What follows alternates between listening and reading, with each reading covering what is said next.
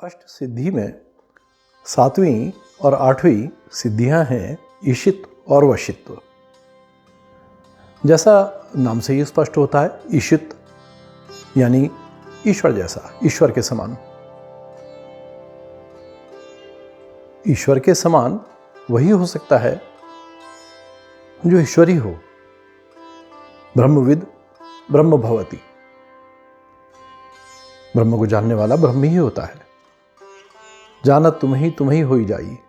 तुम्हें जानने वाला तुम ही हो जाता है वह। कृपा से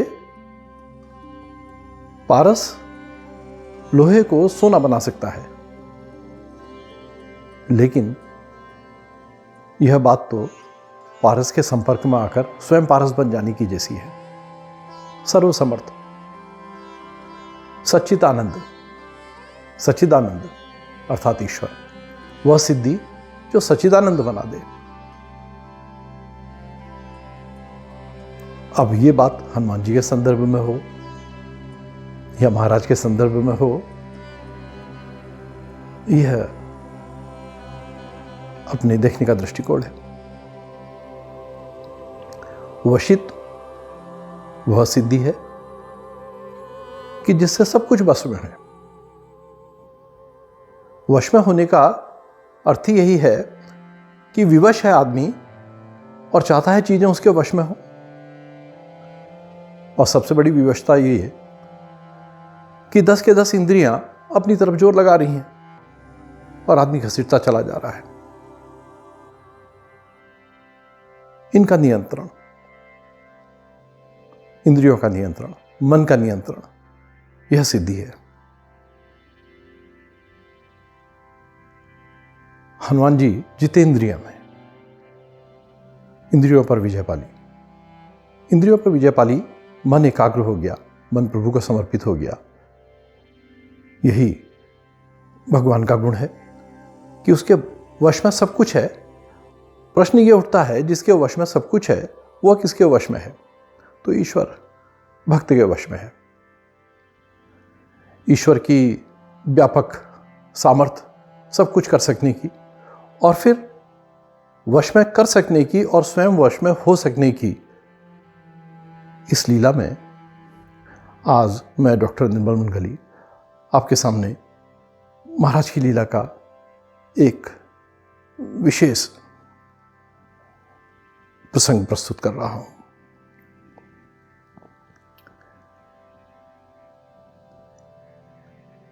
श्री केहर सिंह जी महाराज के अति सन्निकट भक्त थे।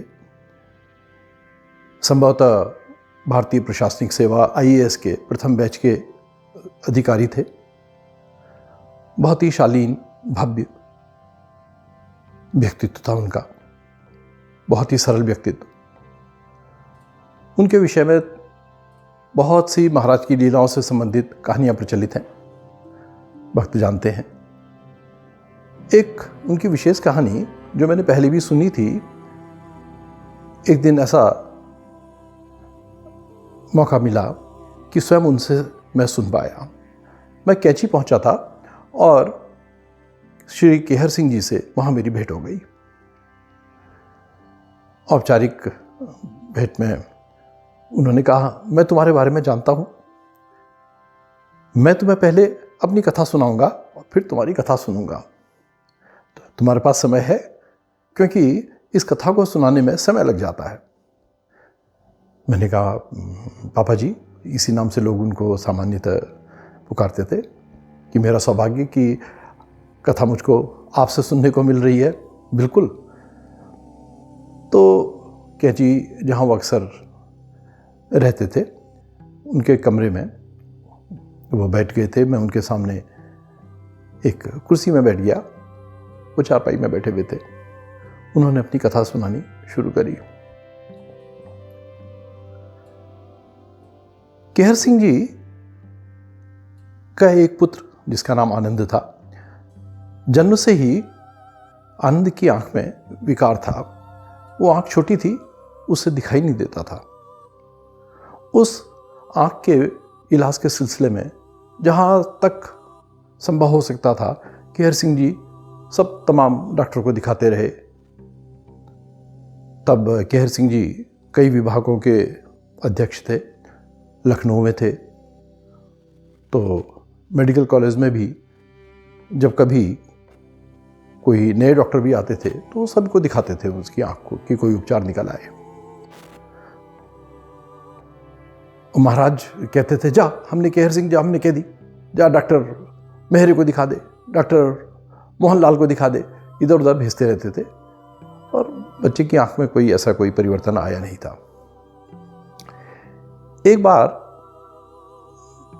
केहर सिंह जी के पास लखनऊ मेडिकल कॉलेज के तब के head of the department doctor साहब का फ़ोन आया कि हमारे यहाँ एक डॉक्टर यूरोप से ट्रेनिंग करके आए हैं, आप बच्चे को उनको दिखा दीजिए, देखें वो क्या कहते हैं। तो केहर सिंह जी बच्चे को लेके मेडिकल कॉलेज पहुँचे।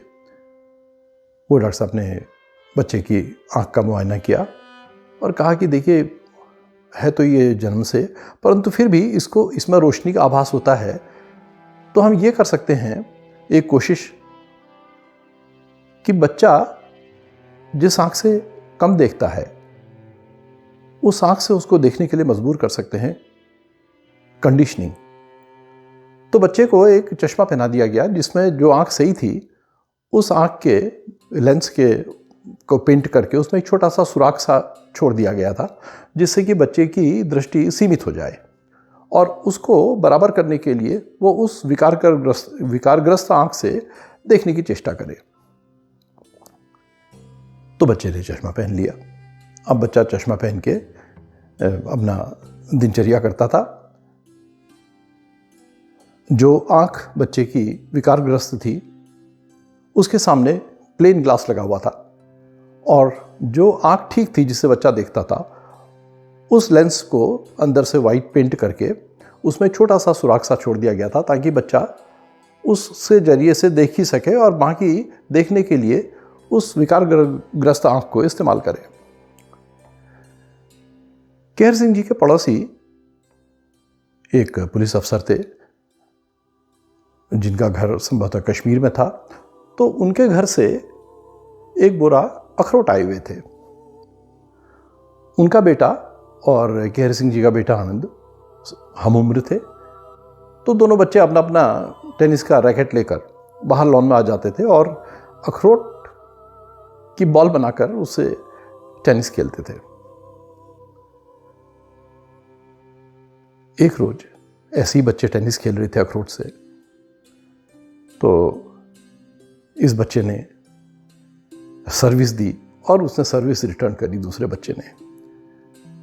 आनंद जो एक चश्मा पहना रहता था जिससे उसकी दृष्टि सीमित रहती थी, वो उससे पहन के उस शॉट को रिटर्न करने की कोशिश में देख रहा था वो अखरोट को आते हुए। बस जरा सी चूक और वो अखरोट आनंद की सही आंख वाले लेंस के ऊपर आकर टकराया। चश्मे का कांच टूट के आंख में धंस गया। घर से फोन आया केहर सिंह जी के दफ्तर में और केहर सिंह जी घर की ओर को लपके। घर पहुंचे तो देखा आनंद बेहोश पड़ा हुआ है, उसकी आंख से खून निकल रहा है। तो केहर सिंह जी कहते थे, जब मैं पहुंचा तो आनंद की आंख से खून निकल रहा था, वह बेहोश पड़ा हुआ था और उसकी आंख से उसके चश्मे के कांच के टुकड़े बाहर निकले हुए थे। मैंने अपने हाथ से वो टुकड़े जो पकड़ के निकाले जा सकते थे निकाले और वैसे ही उसको गोद में उठा के गाड़ी में डाल मेडिकल कॉलेज में पहुंचा। बच्चे की एक आंख जन्म से खराब थी और आज इस दुर्घटना में उसकी जो आंख सही थी वो दुर्घटनाग्रस्त हो गई। मेडिकल कॉलेज में जो उपचार हो सकता था संभव ऑपरेशन थिएटर में ले आके उसकी आंख के जितने भी टुकड़े कांच के निकाले जा सकते थे निकाले गए। परंतु जब डॉक्टर ने केहर सिंह जी को स्थिति बताई तो कहा कि देखिए अभी भी इसके कांच के टुकड़े आंख के अंदर हैं और उनको निकालने की कोशिश में हम समझते हैं कि आंख का नुकसान और ज़्यादा हो जाएगा, इतना ही अभी हम कर सकते हैं। बच्चे की आंख में पट्टी बंध गई। जब पट्टी खुली तो बच्चा अपनी दृष्टि लगभग खो चुका था। केवल प्रकाश का आभास हल्का सा होता था और कुछ नहीं दिखता नहीं था। और इसी के साथ केहर सिंह जी की पीड़ा की शुरुआत हुई, गहन पीड़ा। पुत्र दृष्टिहीन हो गया। महाराज तब भी जा हमने केहर सिंह जा हमने कह दी, उसको दिखा दे, इसको दिखा दे, वो सब चलता रहता था। कोई उपचार कारगर हो नहीं रहा था। केहर सिंह जी जब ये किस्सा मुझको सुना रहे थे तो बीच बीच में वो भावदशा में चले जा रहे थे, उन स्मृतियों में। गहन स्मृतियां थी उनके पास और वो मौन में उतर आते थे। मैं प्रतीक्षा करता था। तो जाड़ों की एक रात थी, केहर सिंह जी कहते हैं। उस रात मैं अपने कमरे में था और बगल के कमरे में बच्चे आपस में बात कर रहे थे। मैंने आनंद को बोलते हुए सुना अपनी बहन से, बेबी जब तुम्हारी शादी होगी तो तुम मुझे अपने साथ ले जाना, मैं तुम्हारे लिए काम कर दिया करूंगा, वरना मुझ अंधे का क्या होगा। और केहर सिंह जी कहते हैं इतने दिनों से जो घुटन, जो तनाव मेरे अंदर चल रहा था, वो जैसे बांध टूट पड़ा। मैं फूट फूट के रोने लगा। मुझको ख्याल आया कि कहीं मैंने पढ़ा था कि बाप के पाप बेटे को ढोने पड़ेंगे। हे भगवान, मैंने ऐसा कौन सा पाप कर दिया कि इसके जीवन में, अपने जीवन में ऐसा क्षण हमको देखने को मिल रहा है। मैं फूट फूट कर रो रहा था। उसी समय बाहर बरामदे में रखे फोन की घंटी बजी। फोन की घंटी से रात के समय में मैं झुंझला उठा। इस समय रात को कौन फोन, लेकिन फोन की घंटी बजती रही। तो मैंने फोन उठाया झुंझलाते हुए। उसमें आवाज आई, lightning call for Kehar Singh, Baba Neem Karoli is online, speak to Baba Neem Karoli. स्पष्ट अंग्रेजी में कहा गया था कि बाबा नीम करोली लाइन में है, लाइटनिंग कॉल है केहर सिंह के लिए, और बाबा नीम करोली लाइन में है। और तुरंत मैं कुछ समझ भी पाता तो महाराज की आवाज सुनाई दी फोन में, केहर सिंह। जी महाराज। तू रो रहा है? नहीं महाराज, झूठ बोलता है। केहर सिंह जी चुप। कल कानपुर आ जाना, हमसे आके मिल लेना। और महाराज ने एक पता कानपुर का बता दिया। फोन कट गया। दरअसल जिस समय केहर सिंह जी के पास फोन आया था रात को, महाराज उस समय बरेली में एक भक्त के यहां थे। और जैसा अक्सर होता था, महाराज की सब रात के समय में सब कमरा भरा रहता था महाराज से भक्तों का, और बातचीत चल रही है, हंसी मजाक चल रही है। महाराज हल्के मूड में होते थे, खूब हंसी मजाक होती थी, वैसा माहौल था। और अचानक उसके बीच में महाराज एकदम गंभीर हो गए। बोला, केहर सिंह रो रहा है, केहर सिंह रो रहा है। किसी की समझ में नहीं आया कौन केहर सिंह, कहाँ रो रहा है। फिर बोले महाराज, लाओ जमा हमें फोन दो। उस टाइम में वो काले वाले फोन होते थे, अक्सर वो लकड़ी के एक डब्बे में रखे रहते थे, लंबे तार के साथ कहीं पहुंचाने के लिए। तो किसी ने बड़ा कर फोन महाराज तक पहुंचा दिया। महाराज ने रिसीवर उठाया और उसमें बोले, केहर सिंह को फोन लगाओ। तब एक्सचेंज से फोन का नंबर मांग के फोन मिला करता था, और महाराज ने कहा था, केहर सिंह को फोन लगाओ। और उसके बाद वो फोन की घंटी केहर सिंह जी के यहां लखनऊ बजी थी। महाराज की आंखों में आंसू थे। महाराज रो रहे थे और केहर सिंह जी से कह रहे थे, केहर सिंह झूठ बोलता है, तू रो रहा है। केहर सिंह जी अगले दिन अपने ऑफिस में गए, और जब दिन में लंच टाइम में घर लौटे, तो उनको याद आया कि महाराज ने कानपुर में मिलने के लिए कहा था। तो वो कानपुर जाने के लिए निकलने लगे। तो बाहर लॉन में दीवार में बैठा हुआ आनंद था, उसने उनको महसूस किया और उसने कहा, पापा आप कहीं जा रहे हैं?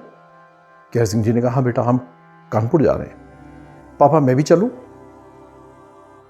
केहर सिंह जी ने कहा, ठीक बेटा आओ। और आनंद का हाथ पकड़ के उन्होंने उसको गाड़ी में अपने साथ बैठा लिया। जब कानपुर बताए हुए वक्त के एड्रेस पर केहर सिंह जी बच्चे को लेकर पहुंचे तो भीड़ लगी थी हमेशा की तरह, वहाँ पूरा हॉल भरा हुआ था।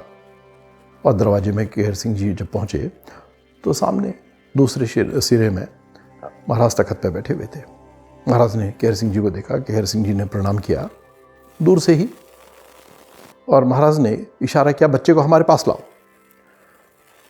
तो बच्चा जो देख नहीं सकता था उसको लोगों ने सहारा दे देकर आगे बढ़ाते हुए महाराज तक पहुंचा दिया। केहर सिंह जी दरवाजे में ही खड़े रहे।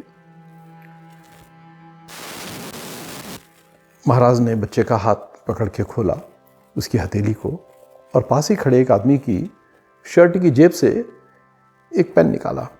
पेन था उसमें, और उस पेन से महाराज ने बच्चे की हथेली में एक पत्ता जैसा, जैसे आँख बनाई हो उस तरह का बनाया, और उसमें पेन की निभी यूँ हल्के से यूँ चुभा सी दी बीच में, और कहा, जा बच्चे को ले जा।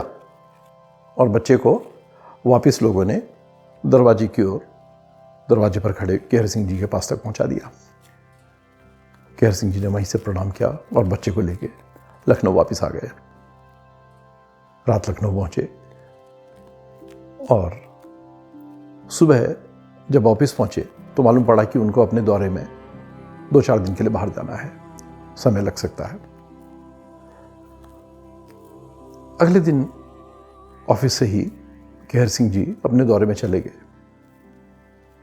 1 हफ्ते बाद लगभग जब दौरे से केहर सिंह जी वापस आए तो चिंता लगी रहती थी हमेशा आनंद की। घर आते ही उन्होंने पूछा, आनंद कहाँ है? दिखता नहीं है।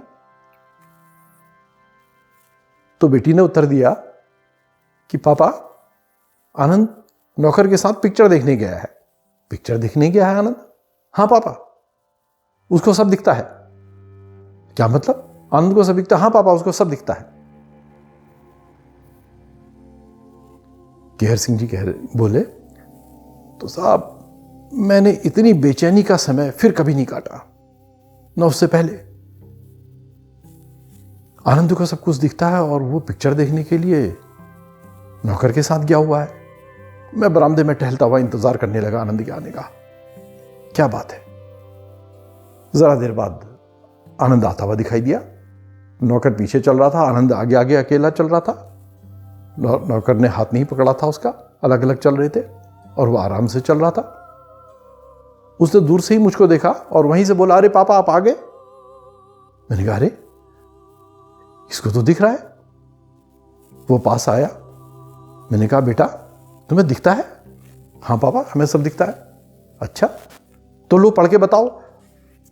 तो बरामदे में रखे हुए एक स्टूल में उस दिन का अखबार पायनियर उठाया उन्होंने और बच्चे के आगे किया, लो पढ़ के बताओ। और बच्चा न्यूज़ हेडिंग्स पढ़ने लगा। केहर सिंह जी कहते थे, मैं हैरान, मैं उसकी उस आंख को देख रहा हूं जो वैसी थी जैसी मैं उसको छोड़ गया और वो पढ़ रहा था। मेरी कुछ समझ में नहीं आया, ये सब क्या है। मैंने कहा, चलो बेटा। मैं उसको लेके सीधे मेडिकल कॉलेज में पहुंचा। डॉक्टर मेरे थे, मेरे मित्र। उनसे मैंने कहा, डॉक्टर साहब देखिए इसको। अब बच्चे को उन्होंने कई बार देखा था। उन्होंने कहा, हाँ बताइए सिंह साहब क्या बात, क्या देखना? उन्होंने कहा, आप देखिए तो ना, इसको सब दिखता है। उन्होंने कहा, क्या मतलब सब दिखता है? उन्होंने कहा, आप इसकी जांच करिए। तो डॉक्टर मेरे ने जांच करी और बच्चे ने पढ़ के बता दिया। वो भी हैरान। उन्होंने कहा, ये क्या हुआ? आंख तो वैसी ही है इसकी, कैसे पढ़ रहा है, कैसे हुआ है? केहर सिंह जी सिर्फ इतना कह सके, इसी से पूछिए, मुझे नहीं पता। तो उन्होंने बच्चे से पूछा, बेटा कब से दिखने लगा तुम्हें, क्या हुआ? उन्होंने कहा, वो ना जो महाराज जी हैं, मैं उनके पास गया हुआ था, तो उन्होंने मेरे हाथ में कुछ बनाया और कुछ चुबा दिया और उसके बाद मुझको दिखने लगा। उसके बाद विस्तृत जांच की गई बच्चे की आंख की। बच्चे की आंख तो जैसी थी वैसी ही थी, बस अंतर यह था कि उस दृष्टिहीन आंख में अब दृष्टि थी।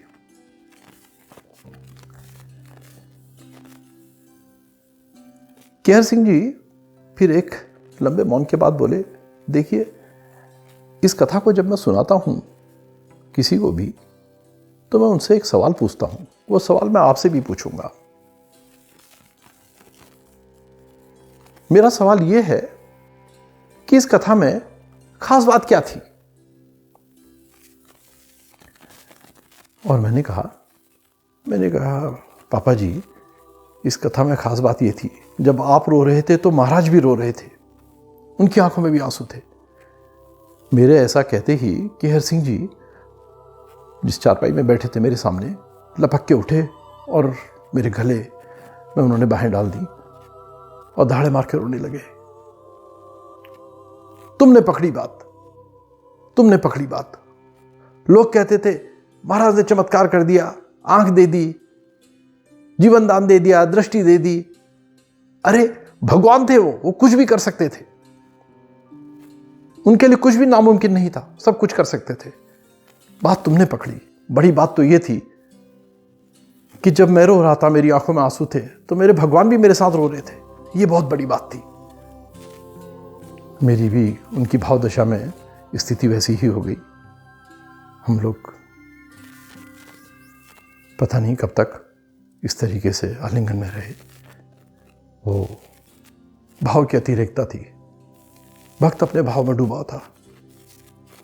जैसे कि इतने सालों बाद जिस चीज को खोज रहे थे कि नहीं, वो सब कुछ कर सकते थे। मैं जानता हूं, मैं अच्छी तरह से जानता हूं अपने भगवान को, उनकी सामर्थ्य को जानता हूं।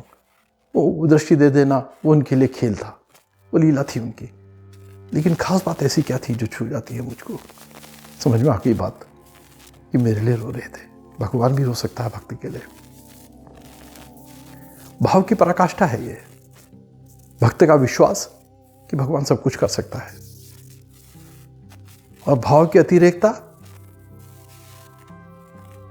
कि सामान्य सांसारिक कामनाएं कि ये पूर्ति हो जाए, कि वो पूर्ति हो जाए, ये मेरी इच्छा पूरी हो जाए, ऐसा हो जाए, वैसा हो जाए। उससे कहीं बढ़कर दुर्लभतम क्षण कि मेरे दुख में भगवान दुखी था, मेरे साथ भगवान रो रहा था, मेरे लिए सब कुछ कर सकता था, लेकिन मेरे दुख से मेरा भगवान दुखी। बहुत ही गहन अहोभाव भक्त और भगवान के संबंध का। यह बात है कि भगवान जो सब कुछ कर सकते हैं, सर्वसमर्थ हैं, सब कुछ उनके वश में है। वो किसके वश में है? वो भक्त के वश में है।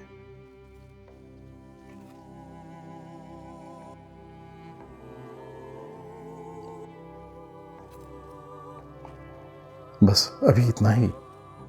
शेष फिर अगली भेंट में।